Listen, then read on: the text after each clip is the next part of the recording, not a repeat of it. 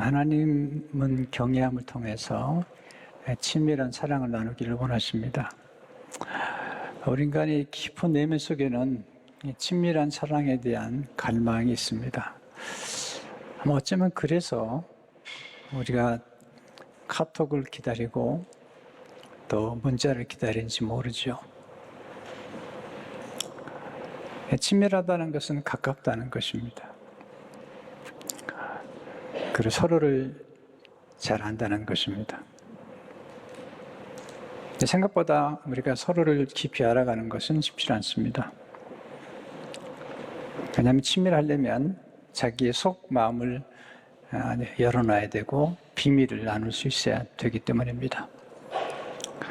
성경은 하나님과의 친밀한 사랑의 비밀, 경외함이 있다고 말씀합니다. 시편 25편 14절을 보시면 여호와의 친밀하심이 그를 경외하는 자들에게 있으며 그의 언약을 그들에게 보이시리로다. 친밀하심, 하나님을 경외하는 자에게 있고요. 그리고 친밀함의 결과는 하나님이 비밀스러운 언약을 보여주시는 것을 말씀하고 있습니다. 이런 친밀한 사랑과 이런 계시를 받은 사람 중에 하나가 아브라함입니다. 오늘 아브라함을 통해서 하나님과 친밀한 사랑, 그리고 놀라운 계시를 받은 그 사실을 배우게 됩니다. 어떻게 아브라함은 하나님과 친밀한 사랑을 나눌 수 있었을까요? 첫째로, 헌신이 친밀한 사랑의 비밀입니다. 아브라함은 헌신을 통해 하나님과 친밀한 사랑을 나눈 사람입니다. 헌신은 소중한 것을 아낌없이 드리는 것입니다. 곧 사랑이죠. 헌신은 희생하는 사랑입니다. 희생이 깊어질수록 사랑이 깊어집니다. 오늘날 하나님이 아브라함을 부르셔서 너의 사랑하는 아들, 내 사랑하는 독자 이삭을 모리아산에서 바치라. 굉장히 고통스러운 명령입니다. 아브라함은 청종하고 모리아산에서 자기 생명보다 더 아끼는 자기 아들을 하나님께 바칩니다. 하나님께서 이삭을 번제를 드리려고 할 때 급히 아브라함아, 아브라함아 두 번 부르시고 감동적인 말씀을 하세요. 창세기 22장 12절을 보시면 사자가 이르시되 그 아이에게 내 손을 대지 말라, 그에게 아무 일도 하지 말라. 내가 내 아들, 내 독자까지도 내게 아끼지 아니하였으니 내가 이제야 내가 하나님을 경외하는 줄을 아노라. 헌신이 참 중요하죠. 왜 중요하죠? 헌신이 친밀한 사랑으로 들어가는 문이기 때문이죠. 오해하지 마세요. 하나님은 우리의 가장 소중한 것을 빼앗아가는 분 아니고요. 또 그럴 뜻도 없으십니다. 다만 우선순위를 확인하신 것입니다. 이 우선순위가 뭘까요? 토저는 하나님을 추구함이라는 책에서 이런 질문을 던집니다. 선물이 중요한가? 선물을 주신 분이 중요한가? 하나님이 선물로 주신 이삭이 중요한가? 이삭을 주신 하나님이 중요한가? 선물이 중요하지 않다는 얘기는 아니죠. 왜냐하면 선물을 주신 분이 하나님이기 때문에. 그러나 우린 하나님이 우리에게 주신 선물에 집착하느라 선물을 주신 분을 망각하고 잊어버릴 때가 많은 것입니다. 아브라함은 선물을 주신 하나님께, 선물을 맡기신 하나님께 그 선물을 돌려드리기로 결정한 것입니다. 조금 깊이 생각해 보면 가능한 것이죠. 왜냐하면 이삭을 주신 분이 하나님이신데, 이삭을 아브라함에게 맡기신 분이 하나님이신데 그 하나님께 이삭을 돌려드리는 것이죠. 그렇게 함으로써 하나님에 대한 사랑을 고백하는 것입니다. 그러나 쉽지 않습니다. 엄청난 값을 지불하는 것이죠. 차라리 아브라함 자신을 바치는 게 쉬웠을 겁니다. 100세에 낳은 아들이잖아요. 그 아들을 바친다는 것이 얼마나 어려웠을까. 이렇게 친밀한 사랑을 나눈다는 것은 엄청난 값을 지불해야 됩니다. 고든 맥도날드와 게일 맥도날드가 쓴 책에 보면 이렇게 얘기하고 있습니다. 친밀함은 결코 값싼 단어가 아니다. 진정한 친밀함이란 엄청난 값을 치러야 얻을 수 있기 때문이다. 친밀한 사랑에 값을 지불하는 분이 누구죠? 하나님 뭐에? 어머니세요. 여러분과 저희 어머니 잉태하고부터 시작해서 입덧을 하고 모든 변화를 경험하고 모든 생각이 변화가 되고 모든 관점이 변화가 되고 그리고 산통을 겪으면서 아이를 낳습니다. 그래서 모든 엄마는 존경을 받아야 됩니다. 아니, 우리는 항상 엄마를 생각합니다. 나이가 80이 되고 90이 돼도 엄마를 생각하면 가슴이 뭉클해집니다. 그리고 우리는 문득문득 엄마를 생각합니다. 엄마의 헌신과 희생과 눈물과 고뇌와 사랑을 생각합니다. 그 간절한 기도를 생각합니다. 왜냐하면 친밀한 사랑과 헌신이 바로 거기서 나오기 때문이죠. 둘째로 하나님은 친밀한 사랑을 통해 은밀한 언약을 보여주십니다. 시편 29편 14절을 보시면 여호와의 친밀하심이 그를 경외하는 자들에게 있으며 그의 언약을 그들에게 보이시로다. 친밀하면 남에게 말하지 않는 비밀을 보여줍니다. 그리고 비밀을 지키면서 그 비밀을 공유하면서 사랑은 깊어집니다. 또한 헌신을 함께 하면서 서로 간의 친밀한 사랑이 깊어지죠. 아브라함이 아들을 바친 것은 굉장한 일입니다. 근데 그 일이 왜 그렇게 중요하냐면 2000년 후에 하나님 아버지가 아들을 내어주는 희생을 하시는 그 경험을 첫 번째 했던 사람이 아브라함이기 때문이죠. 그 아브라함에게 하나님께서 보여주신 언약이 있습니다. 그 언약이 순양입니다. 그 순양은 곧 예수님이죠. 창세기 22장 13절에 보면 아브라함이 눈을 들어 살펴본 즉 한 순양이 뒤에 있는데 뿔이 수풀에 걸리는지라 아브라함에게 가서 그 순양을 가져다가 굉장히 중요한 표현이에요. 아들을 대신하여 번제로 드렸더라. 하나님께서 이삭을 대신해 순양을 예비하셨는데 2000년 후에 예수님은 예수님을 위해서 대신 순양을 준비하신 게 아니라 예수님 자신이 순양이 되셔서 십자가에서 죽으신 것입니다. 하나님 아버지가 경험할 아들을 내어주는 그 엄청난 헌신을 먼저 경험한 사람이 아브라함이죠. 곧 순양은 예수님을 의미하는데요. 예수님은 모든 언약의 총체이시죠. 그 언약을 보여주신 분이 하나님이시고 그 언약을 최초로 본 사람이 아브라함이죠. 그러니까 친밀한 사랑을 나누게 되면 비밀을 보여주는데 하나님께서 아브라함에게 보여주신 비밀은 순양, 장차 오실 대속, 우리의 죄를 대속하셔서 우리를 대신해서 죽으실 그 어린 양 예수 그리스도를 보여주신 것입니다. 그래서 성경은 예수님이 비밀이다. 하나님의 비밀이 예수님이시다. 고로새 1장 26절 27절을 보게 되면 이 비밀은 만세와 만세로부터 감춰졌던 것인데 이제는 그의 성도들에게 나타났고 하나님이 그들로 하여금 이 비밀의 영광이 이방인 가운데 얼마나 풍성한지를 알게 하려 하십니다. 이 비밀은 너희 안에 계신 그리스도니 곧 영광의 소망이라. 우리가 아브라함보다 축복을 받았습니다. 아브라함은 멀리서 그리스도를 보았다면 우리는 예수 그리스도를 믿고 영접한 다음에 우리 안에 그리스도께서 계신 은혜를 경험하게 된 것입니다. 하나님 아브라함이 독자 이삭을 바쳤을 때 그 놀라운 사랑을 감격하면서 아브라함에게 하신 놀라운 축복은 아브라함을 친구로 삼으신 거죠. 야고보서 2장 13절을 보게 되면 이에 성경이 이른바 아브라함이 하나님을 믿으니 이것을 의로 여기셨다는 말씀이 이루어졌고 그는 하나님의 벗이라 칭함을 받았나니. 여러분, 친구가 믿으셨죠? 예수님께서 제자들 향해서 내가 너희를 종이라 하지 아니하고 친구라 하노니 내가 아버지께 받은 것들을 다 알게 하려 합니다.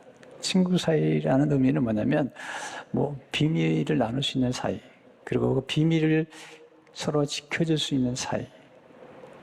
하나님께서 아브라함에게 비밀을 보여주시고, 그리고 남이 모르는 것들을 미리 알려 주시잖아요.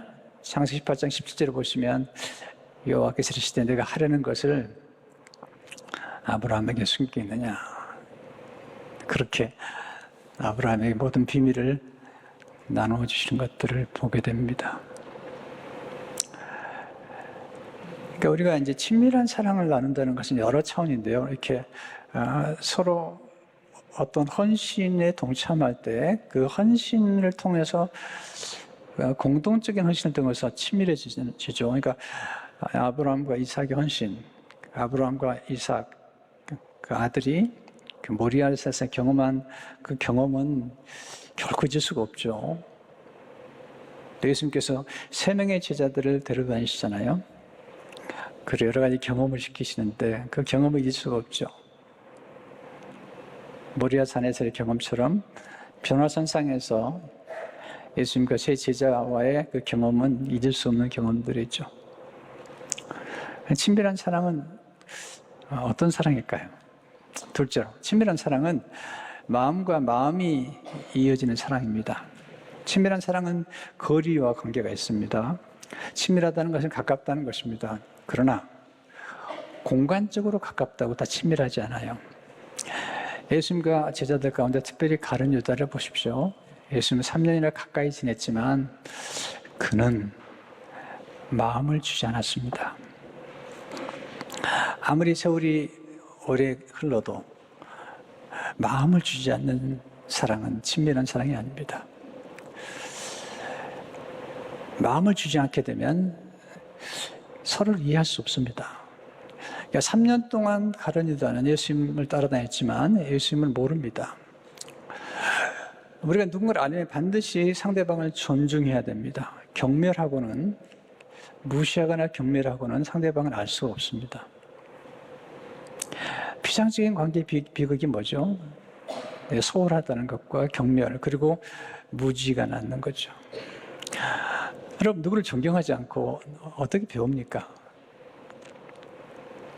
내 스승을 멸시하면서 배울 수 있나요? 누구를 욕하면서 배울 수 있나요?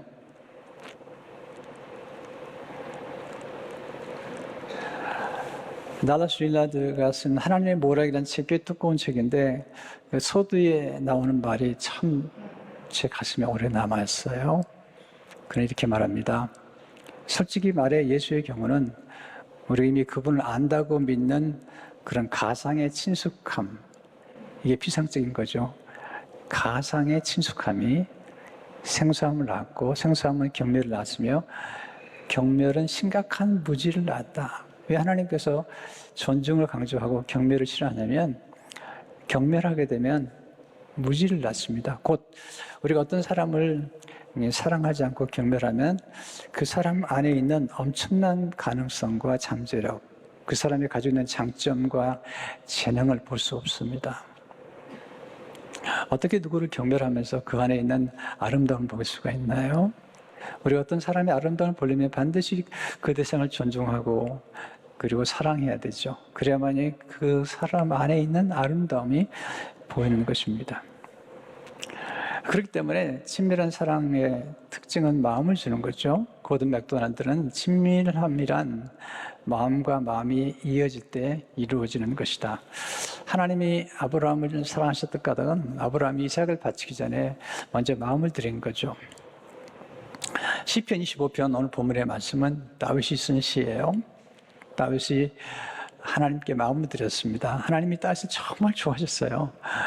그 이유를 사도행전 13장 22절은 이렇게 말하고 있습니다.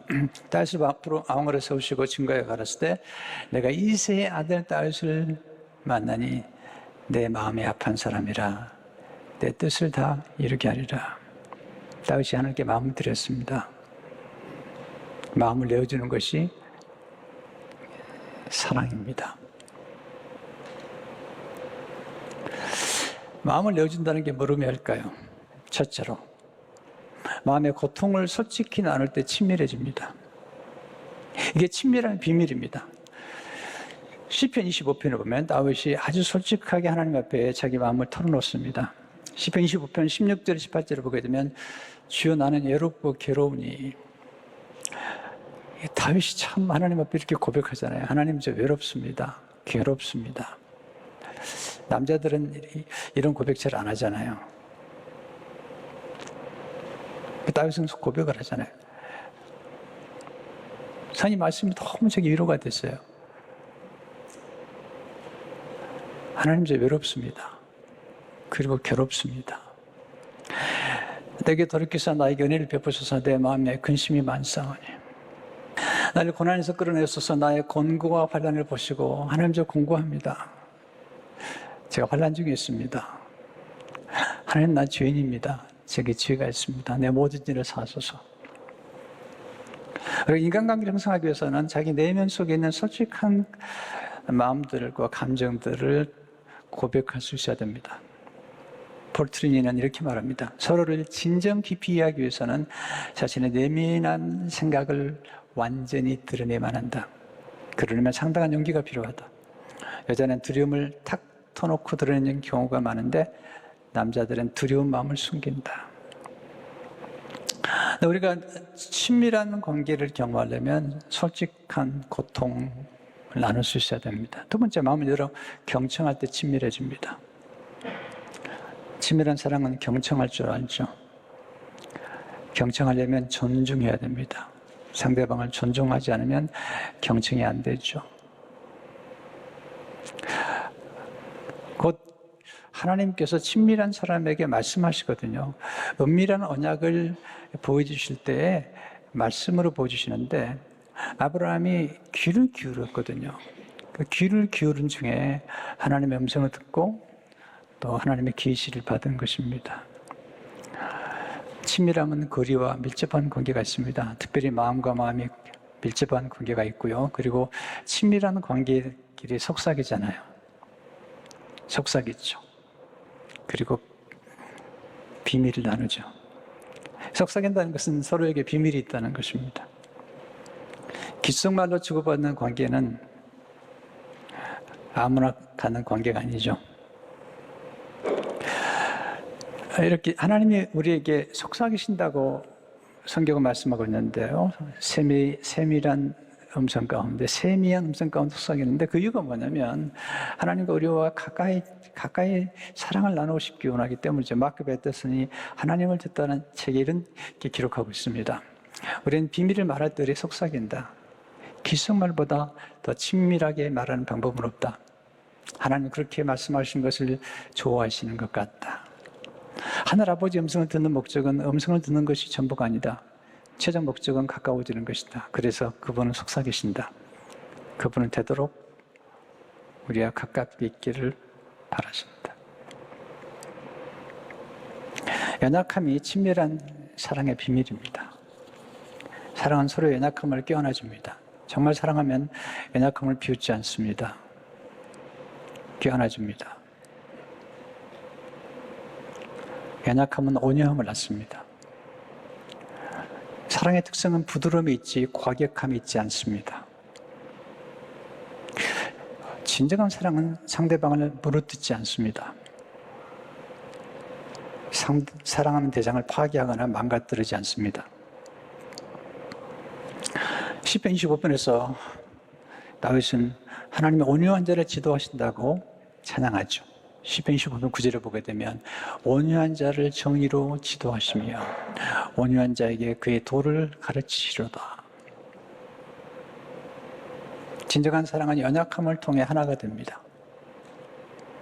연약함을 통해 연합하게 됩니다. 연합을 통해 풍성한 열매를 맺게 됩니다.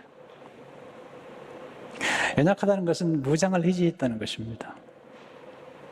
헨리 나우엔은 우리가 무장을 해지하는 가장 좋은 장소는 식탁과 침실이라고 말합니다. 그는 이렇게 기록하고 있습니다. 군인들이 앉아서 먹을 때는 무기를 내려놓는다. 먹는다는 것은 평화와 안식을 뜻하기 때문이다. 잠자리에 누울 때는 그보다 더 약해진다. 식탁과 침대는 연약함 중에 사랑이 표현될 수 있는 친밀함의 두 초소이다. 식탁이 참 중요하고요. 먹는 게 중요합니다. 식탁은 거룩한 것입니다. 그리고 교제가 있는 것입니다. 식탁을 엎었다는 것은 큰 죄입니다. 그것은 사랑이 담긴 음식뿐만 아니라 그 음식을 가꾼 농부와 섬기는 어부들을 무시한 것입니다. 그리고 그 식탁을 주신 하나님을 무시한 것입니다. 식탁은 거룩한 것입니다. 침실도 마찬가지죠. 가장 연약해진 그 자리에서 서로를 존중해 주는 것은 귀중한 것입니다. 우리 문제는 연약한 것이 아니라 너무 힘이 세고 너무 말이 거친 것입니다. 헨리 나우엔은 권력은 죽인다, 약함은 창조한다. 지금 전쟁을 보십시오. 한 사람이 탐욕 때문에, 한 사람의 권력에 대한 남용 때문에 얼마나 많은 사람들이 고통을 받는지, 얼마나 많은 병사들이 죽어가는지 참 가슴이 아프죠.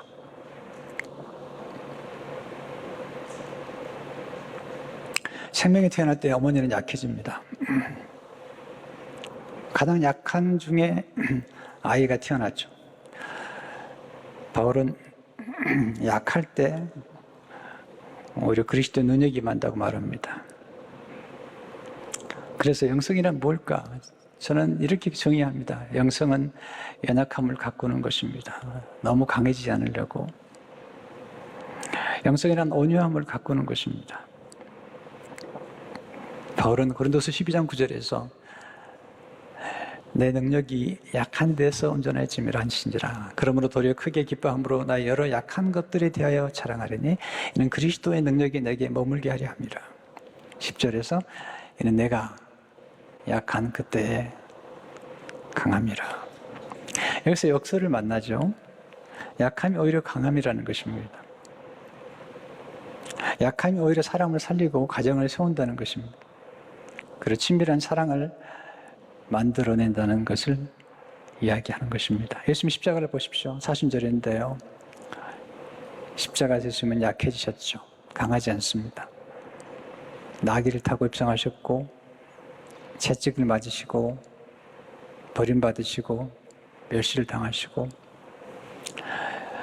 주님은 힘이 있으셨습니다. 얼마든지 병사들을 순식간에 진멸할 수도 있었습니다. 십자가에서 내려올 수도 있었습니다. 그렇지 않으셨습니다. 예수님은 강함 대신에 약함을 선택하셨습니다. 그리고 복수 대신에 용서를 선택하신 것입니다. 그렇게 함으로써 우리는 구원의 풍성한 열매를 누리고 있습니다. 친밀한 사랑은 아주 아름답습니다. 그리고 친밀한 사랑은 풍성한 열매를 맺습니다. 아브라함이 하나님께 드렸던 친밀한 사랑은 그리고 헌신은 아주 복됐습니다. 낭비가 아니라 축복이었고 그리고 억울함이 아니라 특권이었습니다. 이게 헌신의 아름다움입니다. 우리 하나님과 깊은 사랑을 나누기 위해서 필요한 게 있습니다. 기도입니다. 기도란 하나님과 친밀한 사랑을 나누는 대화입니다. 또한 특별히 또한 우리가 하나님을 섬길 때 주님의 교회 안에서 또는 선교를 위해서 함께 헌신할 때 굉장한 친밀한 사랑을 누리게 됩니다. 아까 말씀드린 것처럼 함께 전도하거나 함께 선교하거나 함께 봉사할 때 그때 우리는 친밀한 사랑과 또 친밀한 교제를 누리게 됩니다. 그리고 아름다운 추억들을, 성스러운 추억들을 우리 영혼에 간직하게 됩니다. 제 안에 친밀한 사랑의 갈망이 있습니다. 그리고 여러분 안에도 그 사랑이 있습니다. 비밀은 하나님을 경외하는 데 있습니다. 곧 하나님을 존귀 여기는 데 있습니다. 그리고 우리가 만나는 사람들, 죄송합니다. 우리 가장 가까이 있는 가족들을, 성도들을 존귀 여기는 것입니다. 네, 연약함을 비웃지 말고 고통을 끌어안고 함께 사랑을 나눌 때 풍성한 열매를 맺게 됩니다. 연애가 함께 하시길 바랍니다.